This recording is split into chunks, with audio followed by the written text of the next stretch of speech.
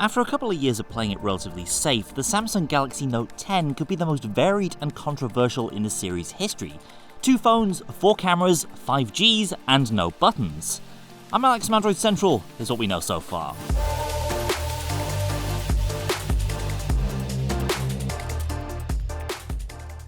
For the first time since 2014, we have multiple Note models launching this year.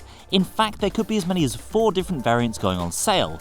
There are multiple reliable reports that a Galaxy Note 10 and Note 10 Pro are heading our way, and a story from Korean outlet ET News back in April points to 5G variants of those 2 models as well.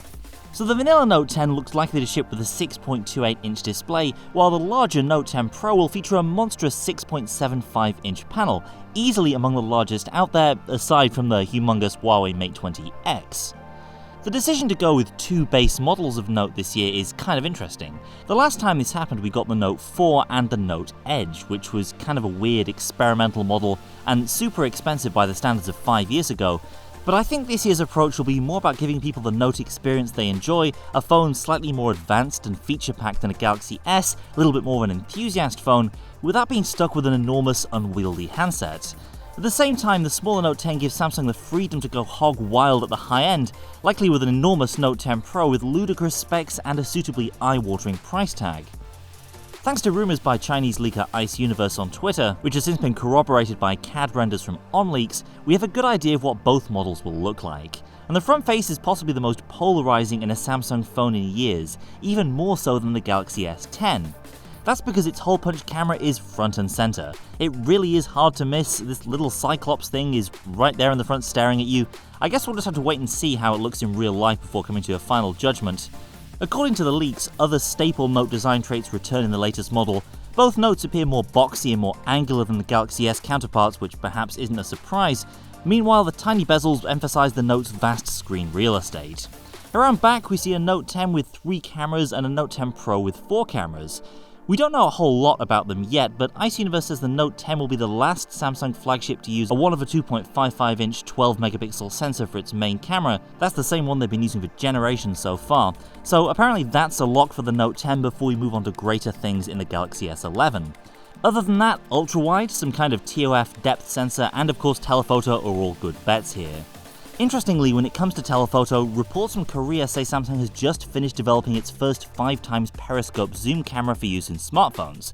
If that sounds familiar, it's because that's what's used by Huawei in the P30 Pro. It's by no means guaranteed that they'll be ready for mass production in time for the Note 10 series though, but we are all crossing our fingers for something other than the now rather dated 2x zoom of the Galaxy S10. Maybe 3x would be a nice baseline to hope for.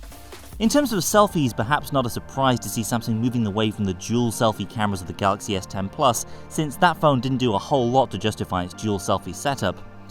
And now onto a couple of more controversial features. First, it looks like the headphone jack is dead. Expect Samsung to catch some flack for this given how much it's been sort of a differentiating feature for the company since Apple first killed the jack in 2016.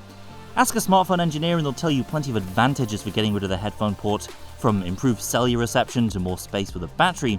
The latter certainly in a Note, where the internal space has to go not just towards the battery but also the S Pen silo, was probably a big factor in the port's demise. Everyone will have their own opinion on this of course, but it is what it is, yet another phone getting rid of the headphone jack. Next, Samsung is apparently ditching physical buttons in the Note 10 as well.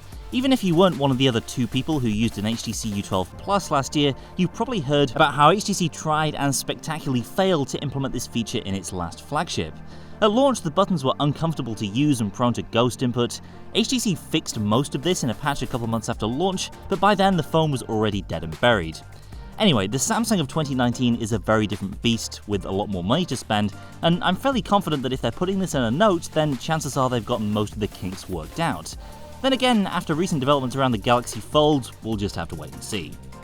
Let's round off with some other specs of note. We can probably expect the same core platform as the Galaxy S10 series, a Snapdragon 855 in the US and other 5G territories, and Exynos 9820 elsewhere, with somewhere between 8 and 12 GB of RAM.